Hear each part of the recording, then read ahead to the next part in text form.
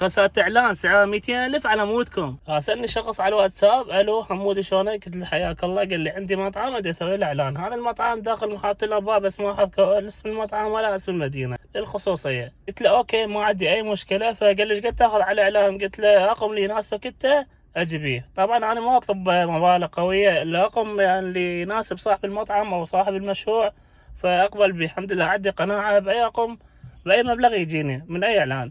فالمهم قلت له دجي على المطعم قبل لا اصور، اشيك المطعم، اشوف المطعم، اشوف اسعاره، اشوف الاكل مالته طيب لو لا، لان ما اقدر انشر شيء الا اشيكه. قال لي اوكي ما عندي اي مشكله. ثاني يوم رحت على المطعم، طبيت طبعا المطعم كلش مرتب، اكلهم مرتب، قعدنا قلت له عيد المنيو. بس اللي صدمني الاسعار مالتهم حيل غاليه. ابوع على الاسعار، ابوع انصدمت والله العظيم، صدمه مو طبيعيه. قلت له صديقي هاي اسعاركم يعني صحيحه بالمنيو لو؟ قال لي هي اسعارنا مناسبه.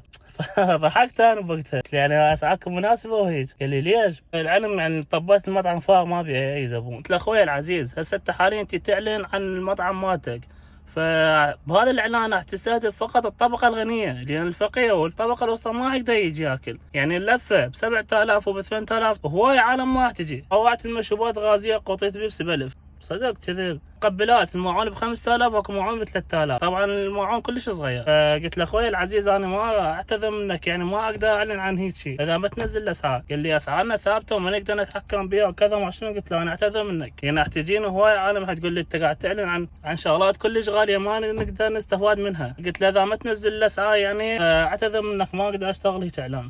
عن المعلومة الإعلان كان سعره 200,000 أسوي له فيديوين، بس اللي خلاني أترك هذا الإعلان الأسعار مالته جدا غالية. صاحب المطعم قلت له أسعار جدا غالية، تقدر تنزل من الأسعار عمو شنو تستهدف الفئات كلها، يجيك الفقير، يجيك الطبقة الوسطى، يجيك الغني. فحينجح الإعلان عنده كلش حلو. للأسف قال لي ما أقدر نتحكم بالأسعار، أسعارنا جدا ثابتة. فقلت له أعتذر منك وتحياتي لك. فالمهم رجعت للبيت وحبيت أصور هالفيديو توصل فكرة للمطاعم. فهلا بالعالم، هلا بالاسعار، الحياة والله مو كلها فلوس. تحياتي لكم وطولت الفيديو عليكم. طبعا هسه انا رايح عندي اعلان حصور، انتظر بالفيديو الجاي. تحياتي لكم.